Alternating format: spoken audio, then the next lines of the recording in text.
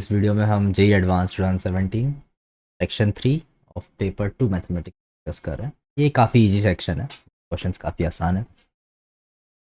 First passage में read करता हूँ that O B the origin and O X O Y O Z with the 3 unit vector in directions of the sides Q R R P and P Q respectively of triangle P Q R. And हमसे फिर magnitude of O X cross O Y पूछा है। And second question में पूछा गया है triangle P Q R varies, तो basically उसके एंगल्स वेरी कर रहे हैं। And the minimum value of cos P plus Q plus R and cos R plus. तो यहाँ पे जो कंसेप्ट यूज़ होने वाले हैं वो होने वाले एक तो कि basics of dot and cross clear होना चाहिए।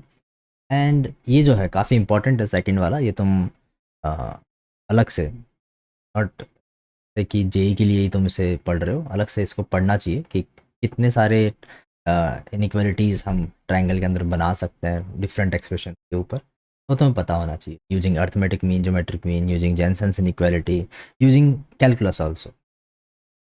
ओके, तो पहले फर्स्ट क्वेश्चन को हम सॉल्व करते हैं। तो ये जो ट्राइंगल लिया हमने रैंडम, और इसके अंदर फिर हम ओ एक्स ओ वाई सब डिफाइन करते हैं। तो हमने ऐसा मान लिया कि चलो ओ एक्स जो है वो एक यूनिट वेक्टर है। एक्स एक यूनिट वेक्टर है जो सपोज इसके इक्वल है, वाले वेक्टर के इक्वल है। ये अपना ओ एक्स वेक्टर। अब ओ वाई वेक्टर जो है, तो मतलब ओ वाई के इक्वल वेक्टर मैं बना सकता हूँ। सपोज एक यहाँ ओ के लिए इनकी लेंथ जो है वो 1 है, तो ये एक वेक्टर मैंने बनाया।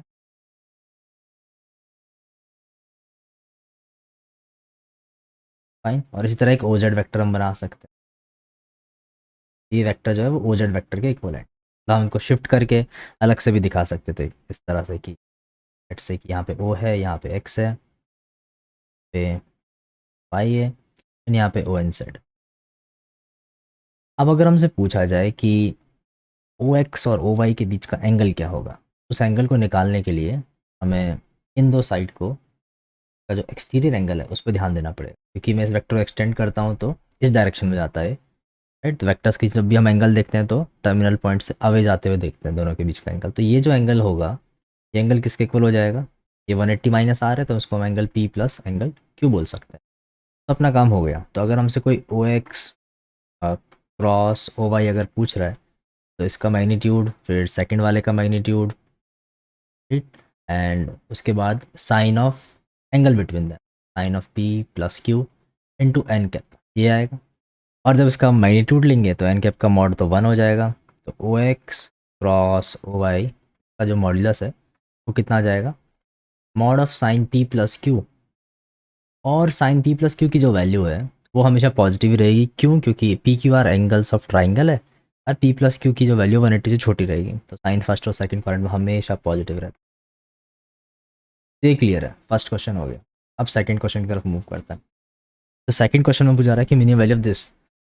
तो हम क्या कर सकते हैं अभी, कॉस पी प्लस क्यू जो है उसको हम कॉस आर के टर्म्स में लिख सकते हैं, क्योंकि P plus Q plus R 180 है। And cos Q plus R को हम कॉस पी के टर्म्स में लिख सकते हैं। Again P plus Q plus R 180 है, इसका यूज़ करते हुए। तो देखते हैं कैसे लिखना है। तो जो एक्सप्रेशन है उसकी वैल्यू को हम मान लेते हैं कि वैल्यू टी है। So T is equal to cos R plus P. Cos Q plus R को मैं माइनस कॉस पी लिख सकता हूँ, और कॉस पी प्लस क्यू को मैं माइनस कॉस आर लिख सकता हूँ। रीजन मैंने ऑलरेडी क्लियर कर दिया। अब क्या किया जाए? इसको हम ऐसे भी लिख सकते हैं, two cos square P plus R by two. समझना इस चीज़ को, काफ़ी इंटरेस्टिंग है। और इन दोनों को मैं मर्ज करते करके इसके अंदर फैक्टराइजेशन फॉर्मूला अप्लाई कर देता हूँ। फैक्टराइजेशन फॉर्मूला जैसे हम अप्लाई करेंगे क्या आ जाएगा? Two cos P plus R by two into cos P minus R by two. कुछ आप वापस लिख देते हैं, -1 एंड माइनस टी को इधर लेके जाते हैं और इक्वल टू 0 कर देते हैं। अब तुम एक चीज़ और ऑब्जर्व कर सकते हो इसके अंदर कि ये जो है क्वाड्रेटिक है, quadratic in cos two, right. तो हम मान सकते हैं कुछ, चाहे तो हम इसको जेड मान सकते हैं, और फिर ऐसे फील ले सकते हैं कि 2z² minus 2z cos P minus R by two minus 1 plus t equal to 0, ऐसे लिखा हुआ है। तो अगर ये क्वाड्रेटिक है तो इसके रूट्स रियल होंगे, यानी कि cos P plus R by two की जो वैल्यू आने वाली है, ये वैल्यू रियल होगी। Must be real. तो मैं रीराइट कर देता हूँ ताकि तुम अच्छे से समझ जाओ। इसको मैं z मान रहा हूँ। तो 2z square minus 2z cos p minus 2 plus 1। तो अब ग्रेटर देन इक्वल टू 0। तो यहाँ से मिल जा रहा है 4 time cos square p minus r by 2 plus 8 time t plus 1 greater than equal to 0। तो यहाँ से हम बोल सकते हैं कि t plus 1 is greater then minus 1 by 2 cos square p minus r by 2। And इसकी जो वैल्यू है वो वैल्यू बड़ी होगी माइनस हाफ से, क्योंकि कॉस स्क्वायर मैक्सिमम वैल्यू 1 है तो माइनस कॉस स्क्वायर की मिनिमम वैल्यू -1 हो जाएगी। राइट, और फिर हाफ से मल्टीप्लाई कर दिया तो हम यहाँ से समझ सकते हैं t इज़ ग्रेटर देन -3। तो ये one of the easiest explanation है मिनिमम कंसेप्ट पे। मतलब जिस बच्चे को क्वाड्रेटिक आती है वो भी इसको सॉल्व कर सकता है। राइट, इसके अलावा जो मेथड है मैंने थोड़े पहले डिस्कस भी किए थे। तुम जेन्सेन इक्वलिटी यूज़ कर सकते हो। राइट, उसमें भी थोड़ा केयरफुल यूज़ करना होगा, तो मैं थोड़ा सा एक्सप्लेन कर देता हूँ। पर तुम्हें जेन्सेन इक्वलिटी अलग से पढ़ना होगा या फिर मैं उसको अलग से एक वीडियो में एक्सप्लेन करूँगा। तो यहाँ पे मैं एक अल्टरनेट मेथड से एक्सप्लेन कर रहा हूँ, इसको भी समझ लो। तो जो हमारा टी है, मैं अगर बलाइड एंगल फॉर्मूले यूज़ करें तो T is negative of cos P plus cos Q plus cos R.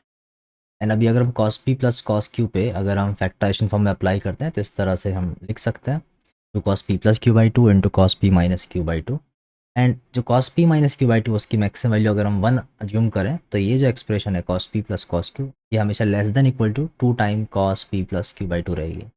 And P plus Q को हम 180 माइनस आर लिख सकते हैं, उसकी वजह से अलाइड एंगल के फॉर्मूले में कन्वर्ट होके अलाइड एंगल के फॉर्मूले से कन्वर्ट होके 2 साइन आर बाई टू बन जाएगी। तो इस तरह हम 3 इनइक्वालिटीज लेके आ सकते हैं। पी और क्यू में प्रूफ किया हमने, सिमिलरली क्यू एंड आर पे and similarly R and P पे। और इन तीनों को अगर हमने ऐड कर दिया तो हमें ये मिल जाएगा कि cos P plus cos Q plus cos R is less than equal to sine P by two plus sine Q by two plus sine R by. यहाँ तक सब क्लियर है।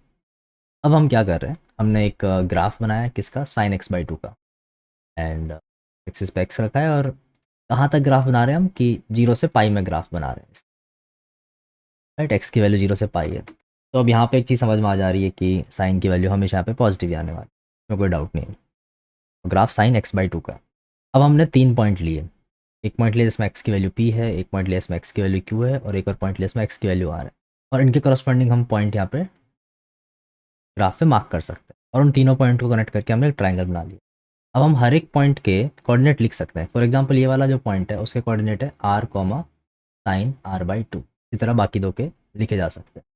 अब अगर इस ट्राइंगल के अंदर मैं तुमसे पूछूं कि सेंट्रॉइड के कोऑर्डिनेट क्या होंगे, लेट्स से कि सेंट्रॉइड है जी, तो जी का जो एक्स कोऑर्डिनेट होगा वो तो हमें समझ में आ रहा है, हो जाएगा P plus Q plus R by P.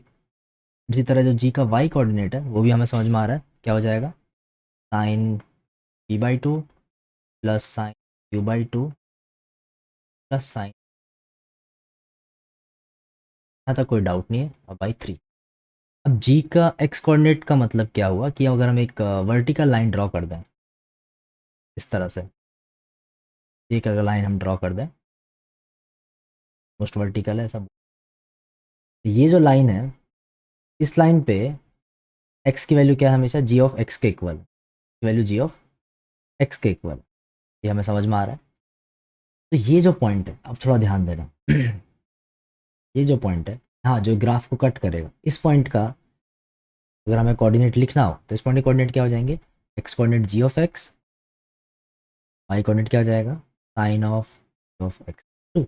Right, समझ में आ रहा है। तो हम यहाँ से क्या बोल सकते हैं कि sine of G of X by two, clear, sine of G of X by is बड़ा होगा क्योंकि सेंट्रोइड तो नीचे है। तो इस पॉइंट का जो वाई कोऑर्डिनेट है वो सेंट्रोइड के वाई कोऑर्डिनेट से बड़ा होगा, क्लियर। जी ऑफ एक्स की वैल्यू कितनी है, जी ऑफ एक्स की वैल्यू हम यहाँ से बता सकते हैं, P plus Q plus R कितना है, 180 है, 180 by three, five by three, 60। तो G of X by two हो जाएगा 30, समझा। तो साइन 30 कितना हो गया, half. Half is greater than sine P by two plus sine by two plus sine by two on three. इसका हम यहाँ पे यूज़ कर सकते हैं कि हमारा जो एक्सप्रेशन है, कौन सा एक्सप्रेशन, ये वाला expression, this expression is less than 3/2। समझ गया? तो यानी कि हम ऐसा बोल सकते हैं कि cos P plus cos Q plus cos R की जो मैक्सिमम वैल्यू है वो 3/2 है, तो उसके नेगेटिव की मिनिमम वैल्यू -3/2 हो जाए। तो ये भी एक तरीका है। तो लेकिन ये बहुत एक तरह से हमें पहले आना चाहिए, पर हम पहले पढ़ चुके होना चाहिए तब कर पाएंगे। लेकिन जो पहले मैंने अप्रोच बताई वो नॉर्मल पार्टिक का यूज़ करके क्वेश्चन को सॉल्व कर सकती। अब नेक्स्ट क्वेश्चन पे मूव करते हैं। P and Q be the integers and let alpha beta be the roots of this equation x square minus x minus 1। इसके हम रूट्स फाइंड कर सकते हैं, कोई प्रॉब्लम नहीं है, पर जितनी कैलकुलेशन से हम बच सकते हैं बचने की कोशिश करेंगे। Where alpha is not equal to beta and whole numbers है एंड एक रिलेशन हमें गिवन है ए एन जिस तरह डिफाइन है, and A N B are rational numbers, तो एक फैक्ट दिया है जो हमें पता है बेसिकली। तो हमें A12 के बारे में पूछा जा रहा है कि A12 क्या होगा, एंड A4 की वैल्यू अगर गिवन है तो P+2 के बारे में पूछा जा रहा है। ओके, तो अल्फ़ा इसका रूट है इस इक्वेशन का, तो इसको सेटिस्फाई करेगा। तो हम ऐसा बोल सकते हैं कि alpha square is equal to alpha plus 1, ये ऑब्वियस। और अगर इसमें हम अब अल्फ़ा रेज टू एन अगर क्रिएट करना चाहें तो दोनों साइड हम alpha raise to N minus two से मल्टीप्लाई कर सकते हैं। Alpha raise to N, alpha raise to -1 plus alpha raise to. Similarly ऐसा ही रिलेशन हम बीटा में फाइंड कर सकते हैं, beta raise to N, beta raise to N -1, beta raise to 2। Clear है? अब हमें समझ में आ रहा है कि ए एन क्रिएट करने के लिए अल्फ़ा की कोई भी पावर के साथ पी होना चाहिए और बीटा की उतनी पावर के साथ क्यू होना चाहिए। ये बहुत ऑब्वियस है अभी कि ये जो फर्स्ट इक्वेशन सेकंड इक्वेशन है उसको हम किस तरह ऐड करें। तो हम ऐसा बोल सकते हैं कि first equation into P plus second equation into Q. ये अगर हम करते हैं तो P alpha raise to N plus Q beta raise to N create हो जाएगा। तो यहाँ से क्या बन जाएगा हमारे पास कि A N equals to A N minus one plus A N minus two. तो एक रिलेशन आ गया। अब इस रिलेशन का यूज करते हुए हम बाकी चीज़ों को सॉल्व करना है। तो एन में इसके एन में वैल्यू अगर हम 12 पुट करते हैं तो हमें क्या बोल सकते हैं कि A12 equals to A11 plus A10। तो क्लियर है, ऑप्शन बी आ गया। अब हमें A4 दे रखा है, A4 को कैसे यूज़ करना है समझो। तो A4 को हम कैसे लिख सकते हैं, A4 को हम लिख सकते हैं A3 plus A2 and again A3 को हम लिख सकते हैं एंड अगेन A3 को हम लिख सकते हैं A2 प्लस A1। यहाँ तक आया समझ में कि this is twice A2 plus A1 and हम फिर से A2 को लिख सकते हैं A2 is A1 plus A0। Okay, तो यहाँ से क्लियर हो गया अभी कि A4 इज